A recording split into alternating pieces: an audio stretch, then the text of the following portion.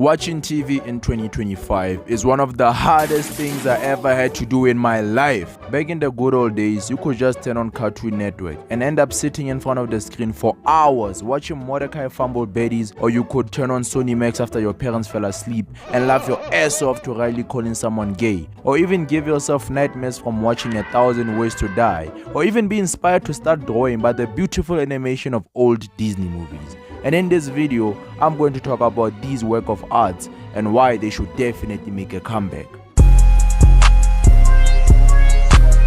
Bro, I remember waiting for my parents to go to sleep. Then I would grab the remote, go to Sony Max and listen to the greatest intro ever for the greatest show ever, The Boondocks. The Boondocks was one of the best shows I ever watched. I remember running to my brother as soon as he came to visit because I was looking for CDs in his bag that had new episodes of The Boondocks. I was obsessed with the show, from the jokes to the art style. Everything about it was amazing. My favorite character from the show growing up was Riley. My nigga was the dumbest yet most confident black kid I have ever seen. He did everything with the most conviction and swag that you would swear is about that life. But if you actually look closer, bro is the complete opposite of what he portrays. He's not from the hood, but in fact from a double-story mansion in the suburbs. He claims to be gangster, but as soon as he came face to face with Lamilton, the reincarnation of Satan himself, my boy almost swelled his pants. And he claims to be the straightest person to ever live, but he was out here wearing skirts and crop tops, walking around with a purse and listening to songs with lyrics like "Do the homie," just cause the rapper he idolized was doing it. A rapper who turned out to be gay, by the way. Besides his crazy antics, Riley was the yin to Huey's yang. Huey was the brains of the show, as he was the one breaking down the different stereotypes the characters of the show represented. He was a freaking genius and one of the first characters in fiction to have aura. Everything my boy touched turned into gold. I remember him giving a powerful speech at the presidential garden party, delivering smart social commentary, and going kick for kick with the best kickballer in the world, blessing us with better animation than the whole 2 seasons of Invincible. Since we are on the topic of animation, we can't talk about the Boondocks without mentioning the amazing smooth animation of the show. The fight scenes always had me hype AF cause they look like something you would see in an anime like Naruto or Jujutsu Kaisen. And this show would be the best thing to come back today cause of the commentary it would give about how much the black community has fallen off. We now got kids who are like 11 partaking in 20v1s and all types of shit. So the Boondocks might be the messiah we need. So MTV, please make it happen.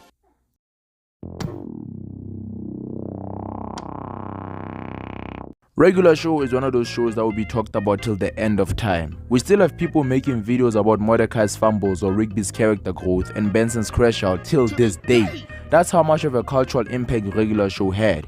It was a kids show that even grown-ass men could watch and laugh their butts off. I mean, we all kinda know the sodas were a substitute for alcohol. Ain't no freaking way Patty freaking Pete out of all people would drink Coca-Cola at a freaking party. Not to mention those weird unicorns that had nipple piercings and made Mordecai drink that jizz. The wings were definitely short cause how does Benson end up binging wings and having a hangover from them whenever he gets dumped? Also, Starla and Muscleman's 50 Shades level makeout sessions should have at least given the show a PG-13 rating.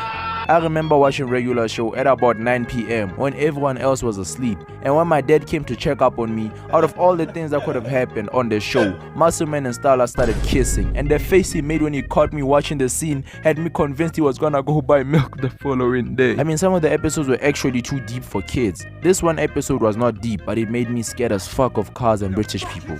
I mean, I was already scared of British people before this episode, but this episode definitely made it way worse. And that episode is Hello Governor. In this episode, Rigby watches a cheesy low-budget movie in the league of the likes of Seed of Chucky.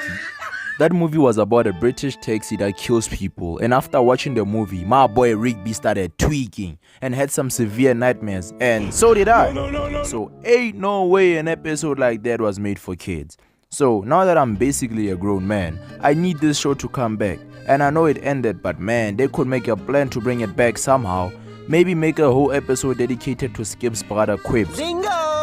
Or a whole season of CJ meeting and falling in love with a guy who loves her and would never dump her at a wedding like some other dumbass. But point is, I would sell both my kidneys just for 2 more seasons of Regular Show. If you grew up watching Nickelodeon, you know how nice it was to eat while watching an episode of Danny Phantom after coming back from school. This cartoon was peak entertainment. From the theme song to the characters, everything about it was so well done, especially how every episode felt so connected to the other and built the world and improved its characters. Bro, even the fits from that show probably inspired Chromarts and Playboy Carti.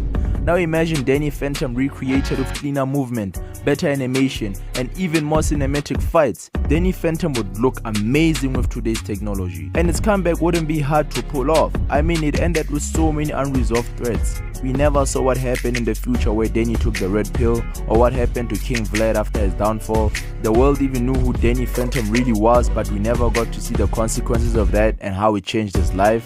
Maybe he became an influencer and started making smash and pass videos or selling courses on how to become a ghost online. Shit, I guess we'll never know. And let's be honest, the show deserves a revival, like so many other classics. I mean, Avatar: The Last Airbender got its remake. I mean, it was a trash movie where they didn't know how to pronounce the name of the main character. But still, a revival is a revival, right? Meanwhile, Danny Phantom, one of the best shows to ever be on TV, has been left in the dark. Bro, even Teen Titans Go got a goofy remake. So bring Danny back. So yeah, that's pretty much it, y'all. Make sure to like and subscribe. And if you like this video, make sure to check out these ones. Thank you. Peace.